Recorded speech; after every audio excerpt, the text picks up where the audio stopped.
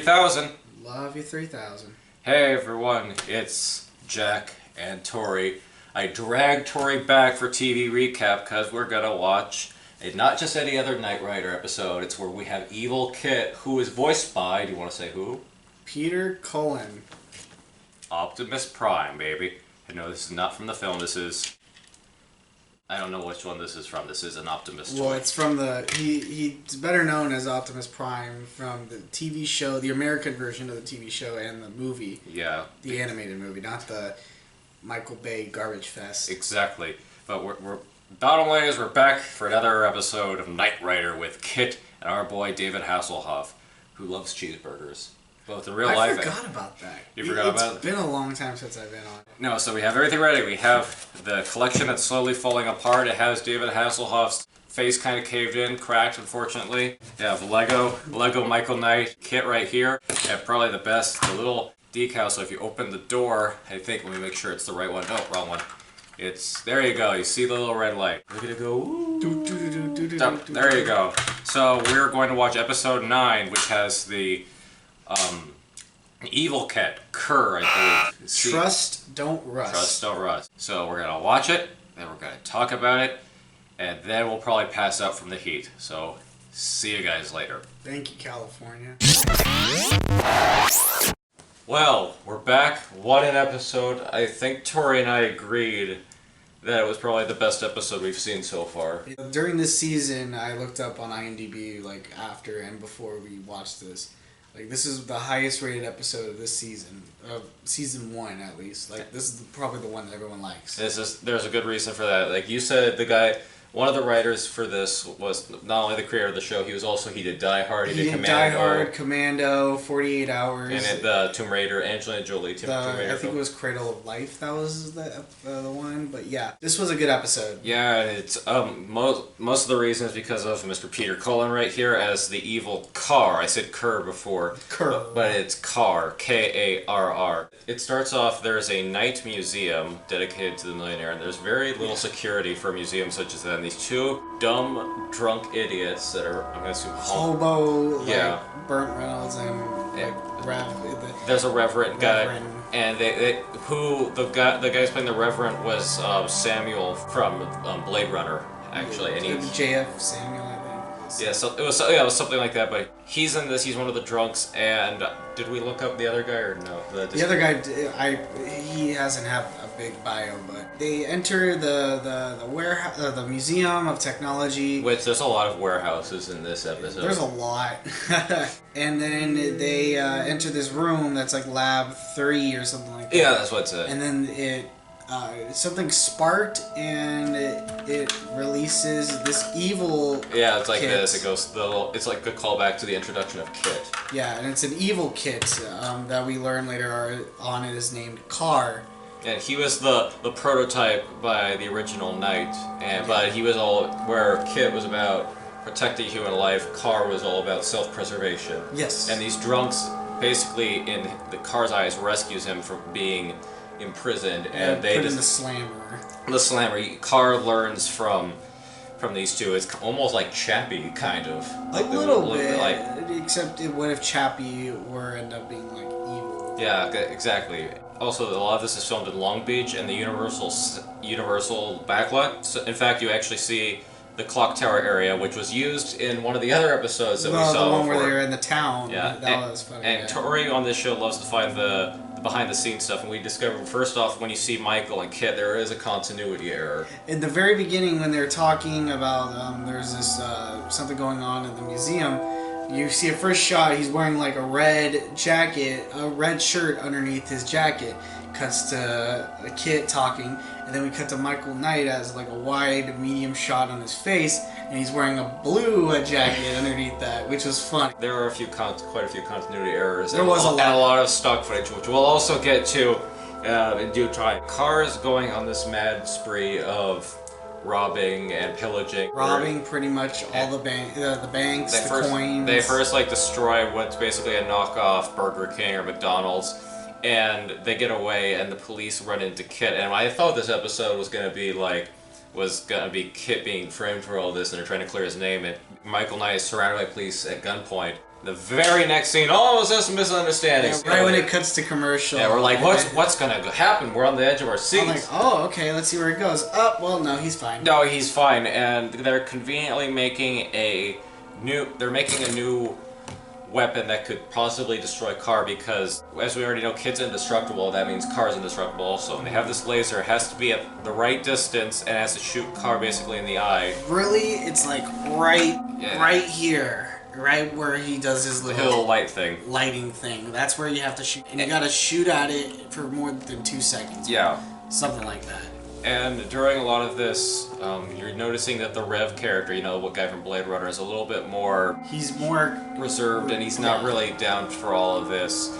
And K.A.R.R makes it note that he needs someone to repair him because he's been going through a lot of damage. And the Burt Reynolds guy is kind of like scheming to ditch K.A.R.R eventually because they are both a little creeped out by it at the same time. K.A.R.R has a great trick because he is a big fan of Stanley Kubrick's 2001 Space Odyssey, and so just like Hal, he's reading their lips. Even though they're like 5 feet away, you can hear them and they're actually looking right at K.A.R.R. So it's kind of like if this camera was Brandon and I'm saying to Torey, alright, so right now his Kermit voice doesn't really work and I think that he's very bad. And Brandon would look at me and he would just curse at me. By the way, hi Brandon if you're watching this. They kidnap Bonnie, so she does repairs on the car. The Samuel guy, he is thinking, man, the car changed, you changed, man, this is too far, and he...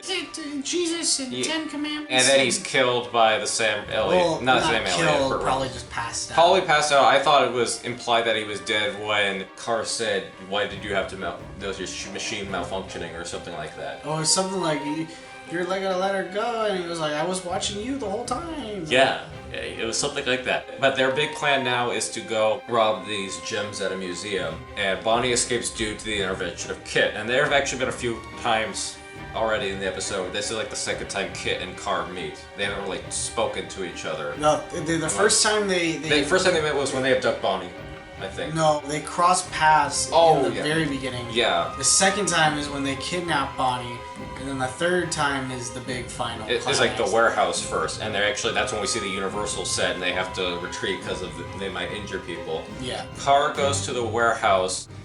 This is like the 5th warehouse, which is supposed to be a museum, and there's like there's 2 security guards, and K.A.R.R's plan to stop the security guards is to push boxes in front of them. Like, really flimsy, empty cardboard boxes. Like, they're shooting at the car, and obviously nothing's working, and the car is just backing up and pushing it right on them, and they're just like, oh no, boxes. And meanwhile, Burt Reynolds guy is like sniffing all the stuff, and he goes,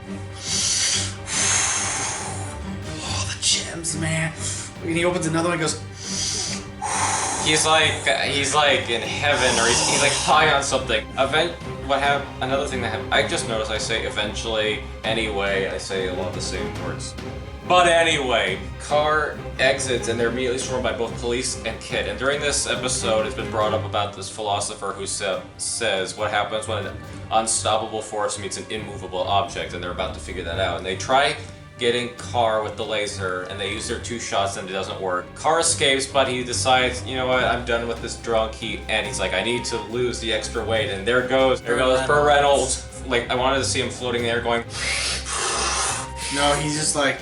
And he doesn't like plop down, he lands on his feet like perfectly fine. Which would break his legs, he would have died. Yeah. I was just like, come on. And he's catched by the police. Then there's the confrontation. It's basically a game of chicken between K.A.R.R and K.I.T.T. They keep going towards each other. Before that, there's a continuity error that I like to point out. Bring it up. When that scene happens where they're about to collide. Sorry, go ahead. When they're about to collide, the camera's very wobbly.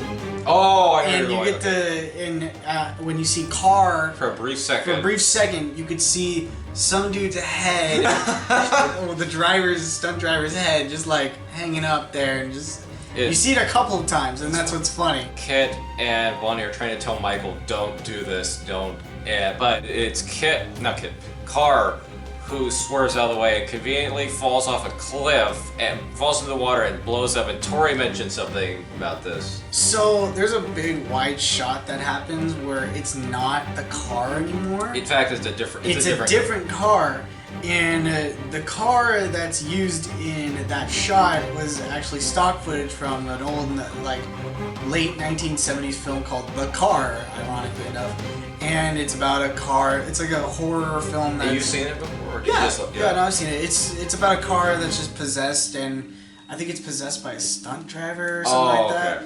And what happens is it just goes on a killing rampage. Think of Christine, but PG. It's a made-for-TV movie. Yeah, it just shows that car, and not only does it show the wide shot of that car, there's you clearly see it where it's like it's far away and it's like up in the air, like on a cliff. Yeah, they edited it so the parts of the car you don't see are obscure, like the ones that the ones that reveal this part, they film it like this.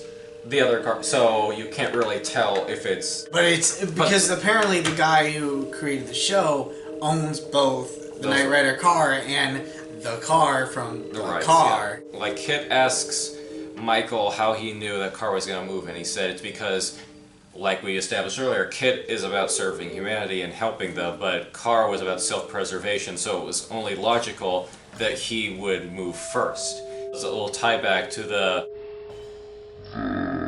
unstoppable force, immovable object kind of scenario. The day is saved, K.A.R.R is supposedly gone. We know he does come back apparently. Oh, not till season 3. Yeah, so we'll find out how he survives that. They have a toast to Kit saying, "How does it feel to be one of a kind?" I think there's a little subtleness to it.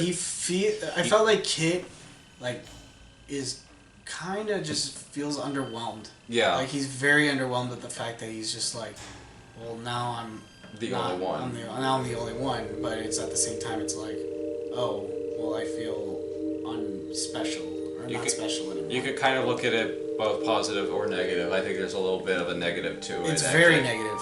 Even though, like, I think Kit was actually trying to hide the fact that he felt, like maybe he felt that it was interesting to have another, like a Cain and Abel type story, a good and a bad, and that it's like one of your brothers is now dead, and now you're back to being the only. But I really enjoyed this episode. Aside from some continuity errors, the ludicrous box scenario, really putting the term "boxed" into a corner into account. Oh jeez! You just got that?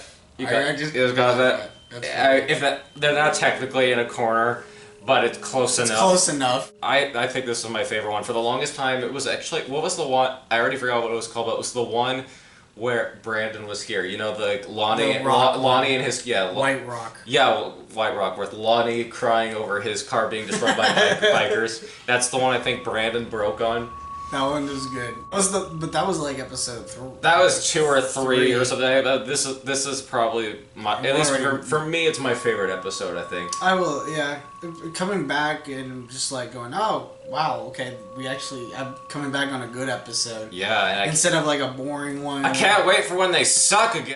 Which will probably be the next one. Probably be the end. Because the rest of them are just like average. Exactly. But this one's like the highest one apparently on IMDb, and it's like, what? Well, you can't surpass that. Nope. Torey, thank you for joining us for another TV recap. I'm glad that I halted filming this because I knew this episode was gonna be special. It was a good episode, and I can't wait for more, I guess. Yeah. And I can't wait to go binge watch all the Transformers movies. I'm sure Michael Bay made a reference to Knight Rider somewhere, right?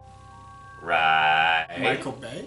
Michael Bay in his Transformers movies must have made a reference to Knight Rider. No, he didn't. I can't! Yep, just break your thing. One shall stand, one shall... Do it. I know you won't. I know you won't break it, so that's why I'm here to do it. Oh, God!